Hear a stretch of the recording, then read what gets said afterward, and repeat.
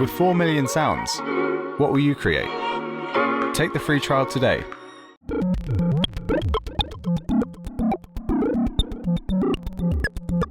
Hello YouTube, welcome to a new Synth Anatomy video here from the Superbooth 20HE Home Edition. I'm in the line with two guys, with Guillotine and Nicolas from Ritual Electronics. Hi you guys. Hi. Hi. Tom. So you are the guys behind the company Ritual Electronics. We saw sometimes already your modules in the wild. Can you tell me from where you are? Your company are based in? The company is based between Marseille in the south of France, in Paris, where Gauthier is. I'm in Marseille. He's I'm in Paris. Okay. And you have already a background in synthesis, or is this your first company ever in music tech? No, it's a first one. Okay. Yeah, it's the first one. With which vision or do you develop because you have already several modules on the market? And because like Anima here, and also some nice filter and different auto modules. Which are your vision to making modules? I started by doing miasma, which is a distortion. It started like more than 2 years ago now, and I was building stuff for myself, and I was looking at having a voltage control distortion with really like precise controls with attenuators and stuff to make it controllable. So I wanted something that sounded nasty, but that was controllable. And that's sometimes the problem with things that sound industrial or like with dark sounds. It comes from maybe circuit bending or other kind of stuff which are more unpredictable. So we started this to build stuff that we could control easily and that sound like our music. I mean, I'm a musician, Gauthier is a musician too. Yeah.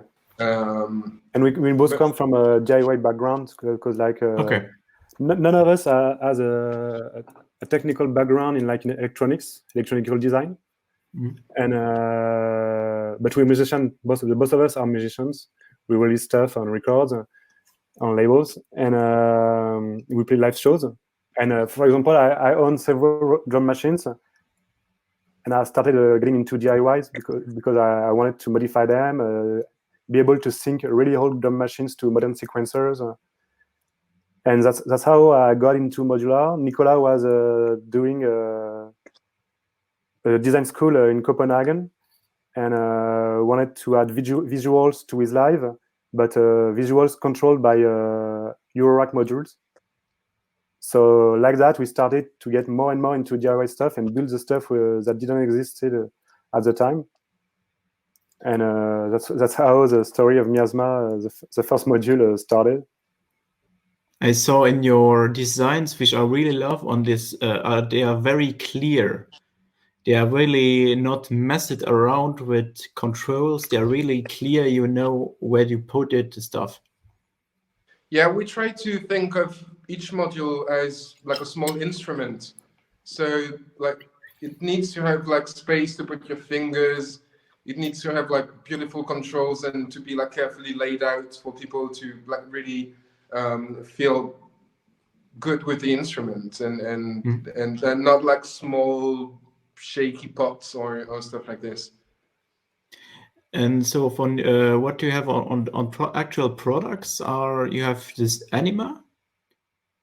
Yeah, Anima is like a segment generator, so it can be an envelope, an LFO, a VCO.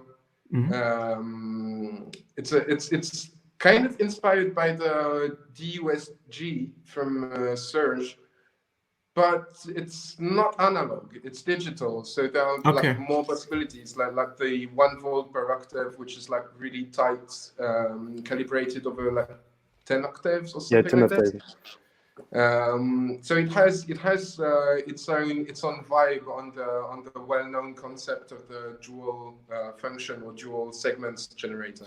Why you choose to make it digital and not analog? It's digital because we wanted to have a continuous curve parameter. It's that knob on the top. So it doesn't change the time as it does on for example, maths from Make Noise. You know, when you have that logarithmic or exponential curve, it changes the length of your envelope or your LFO. Here you can change continuously without changing the time, which is great when you use it as an oscillator, because you can use it. You can then use the curve as some kind of like waveform crossfader, and it doesn't affect the pitch of your module. Also, to implement 1 volt per octave, it was easier to do in the digital world. Yeah, and it would be really more stable. And then you have also Miasma. So yeah, Miasma is our first module. I think it is 2 years old now.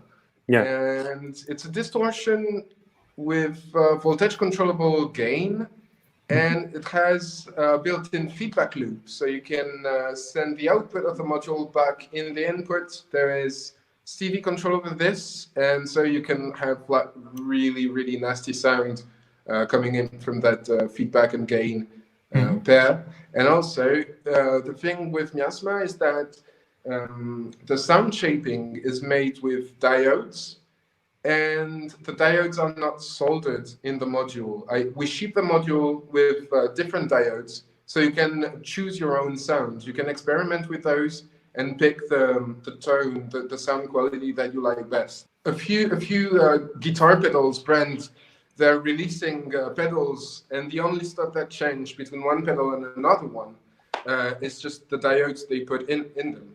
So it was a bit our like political act to not solder those components and leave the musician the choice of choosing their own sound. Yeah, and on the back it's just an header. You don't have to solder anything. Just you can remove the diode, put another one without soldering. Okay. So you for which kind of sound, distortion sound, is this made? Is for really dirty in your face distortion, or more that subtle distortion you want to make your sound a bit more characterful? So, or is it possible we go very, very dirty? Yeah, you can do both because of the diode system. It really depends on what diodes you use. Okay. So if you use, for example, germanium diodes, you'll only have a small distortion saturation on the gain knob, and almost no feedback if you turn the feedback knob. But you can really warm up the sound. But if you put like LEDs, like blue LEDs, or recently we started shipping it with one SS133, I think, is the name of the diodes from the Metal Zone, the Boss Metal Zone pedal, and you can get. It screams. But the thing is, there's also a blend knob, which is some kind of dry wet. It's not exactly a dry wet. It has its own like secret thing, and this helps you blend between the distorted signal and the clean signal, so you can adjust how much distortion you want. And for example, if you use it on, I tend to use it a lot on drums. And if I want to keep the punch, keep the dynamic of the original signal, I may use the blend around noon, for example, to have like a bit of the distorted signal and a bit of the clean signal. It can scream, and it can be more of like warming unit. Also, we have another module we haven't spoken about. The name is Crime, and this is an expander for Miasma. So instead of plugging diodes, you plug the expander, and then you've got 6 positions to choose, 6 diodes that are already soldered in Crime. Rotary switch, click, clack, and then without taking the module out of your case, you can choose your favorite combination for what you are currently doing with the distortion. Basically, if you want to buy this one, this is near must-have. Altair is a filter? Yeah, it's a filter, yeah. And it's based on? It's based on nothing. It's a completely new design. It's a completely new design from our mate Mathieu. Mathieu is he used to be in the Squarp Instruments team. He designed the R mode, and one day he came to me. He's a friend. He's also a musician playing techno music, and one day he came to me and he was like, "Okay, man, you have to listen to this. I just did this filter. Would you be interested in working on it?" And we took his filter idea, just modified a bit, like a few stuff to make it more ritual electronics-ish. And yeah, it's a completely new design from Mathieu. You said now ritual electronics. What that means? What should it include a module that it's a ritual electronics module? Attenuators, most definitely. Okay. Because maybe it's never overkill. With maybe a penchant. I don't to say that. Like a keen sight to feedback. If you like feedback, we always try to cram in some kind of feedback of some way to get extreme sounds too. Okay. Like to experiment with that. That may be something that can define what we. But that's not all. Everything you have. You have something also from the new for Superbooth Home Edition. Exactly. Yeah. So this afternoon you just announced 6 one new like the IntelliJet format, one new modules. So we just made a video of that, and Nicolas has some have the rack in front of him and can show you the new modules. Boom. Here it is. First new module is here. Yeah, we can't see much with all the cables in, but here it is. It's called Pointeuse, and it's basically a foot switch adapter. So you can use this type of foot switches, this type of pedals, and use them to control your modular. It's an idea from Gauthier, if you want to present the module a bit. Yeah. Yes, actually this one and the next one are my first two design, the first two modules I've designed. So when I play live shows recently, I wanted to experiment more with pitch shifters, but I modified some pitch shifters pedals to be able to vary the pitch when I wanted, and I wanted to do that with pedals. So I started to think about what I could do with sustain pedals and expression pedals. So this one, the first one, I use a sustain pedal or momentary switch pedals. So you just plug in your pedal. You have a momentary output that sends a 5-volt gate, so a trigger, basically, the first one. And the second one is a latch output. So each time you click, the latch state change, so on or off, and you get a constant 5-volt out of it, or 0-volt. But the thing is, I wanted to be able to switch whatever I wanted, not only stuff that required a 5-volt trigger. So I said, is there something that exists with an input? And I didn't find anything, so I said, okay, let's add an input into this. So you can get plug into it an envelope, an LFO. It's basically a CV signal, or even a 1 volt per octave, like a sequence, and add some.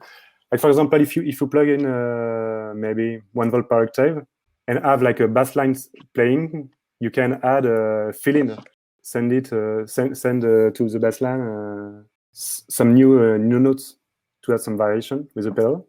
But also you can use it with audio.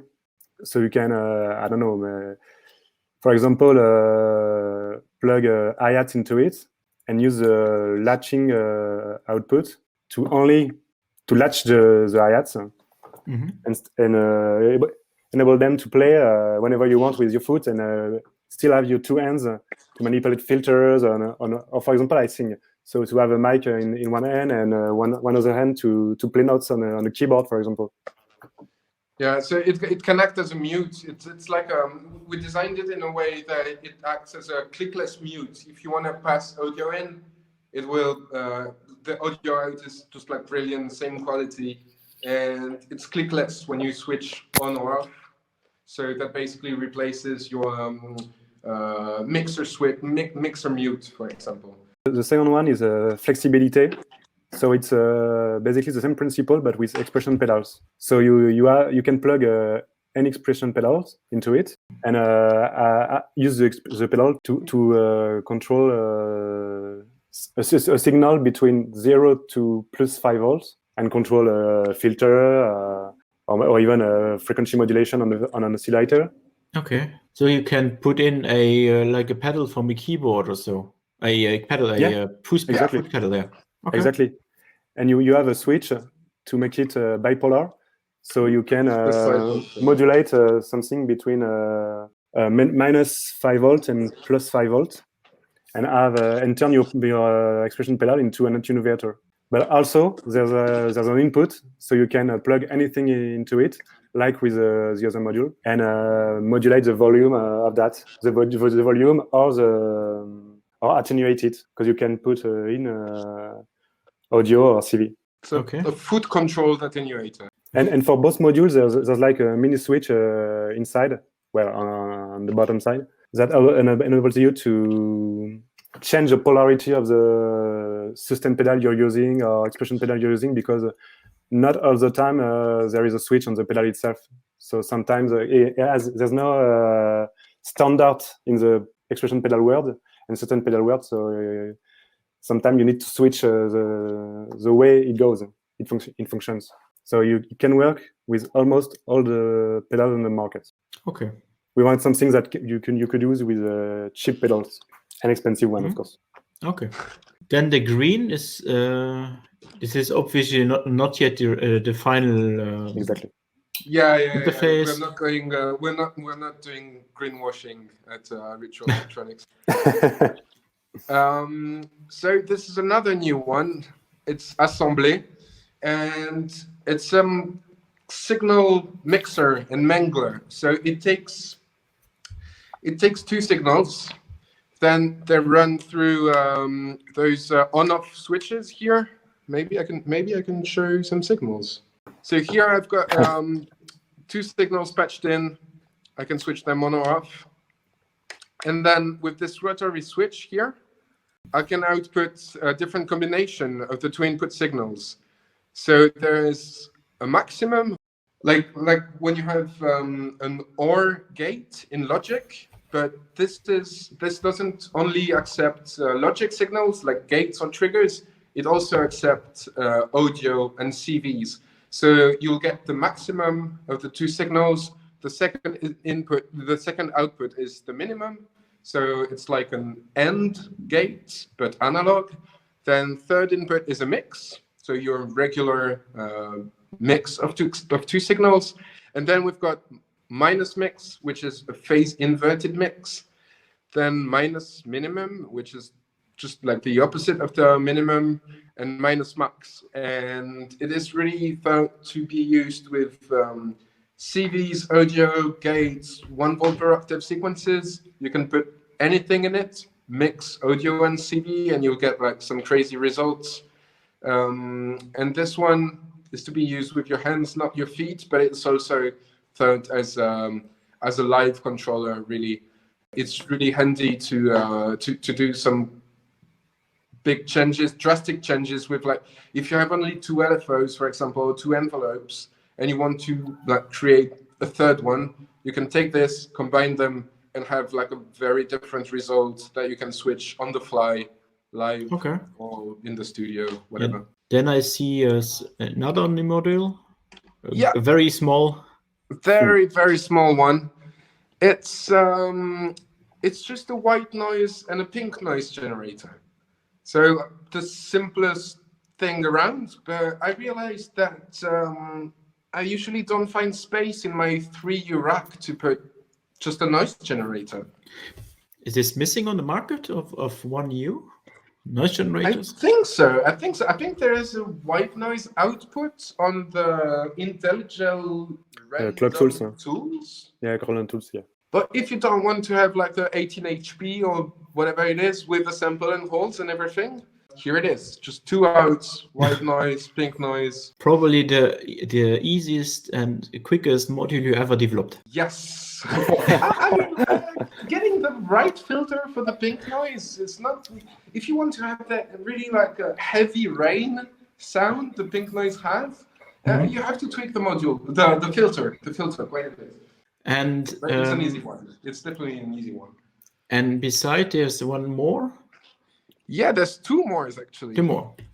Those are the paper face modules. Really like last minute craft on those ones. This one is called Repression, and it's a comparator.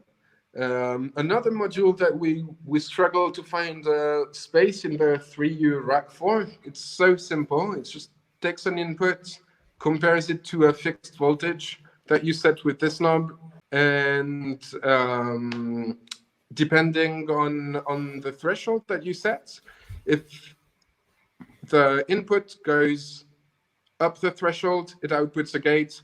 If it's less than the threshold, it outputs a gate here. And this way you can create like evolving patches when you, I find it really, really useful when you do generative style patches to trigger events when something reaches a limit, and then you have this thing which is continuously evolving. Really nice. And we've added a CV for the threshold, so you can replace this potentiometer with a CV and then compare your input signal with another signal and get things a bit more crazy. This is and then that becomes an attenuator. Yeah, and the knob becomes an attenuator when you have an external threshold plugged in. This is, I think, at the moment we're seeing amazing modules being released, and they're all kind of like complicated things with like one knob can do many things, and it's great to have those kind of like meta parameters. And this thing, the comparator, is something which is more like the Dupfer age. I mean, you know, when you had to use like lots of modules to patch something, you would use like dozens of modules to have like one sound. And this is kind of going back to those time of having lots of small modules, but instead of having them in 3U, which you want to use with those newer stuff, you can put it there with the 1U stuff. It's enough to have all the functionalities. And we think it's great to have those basic, like really basic things brought back.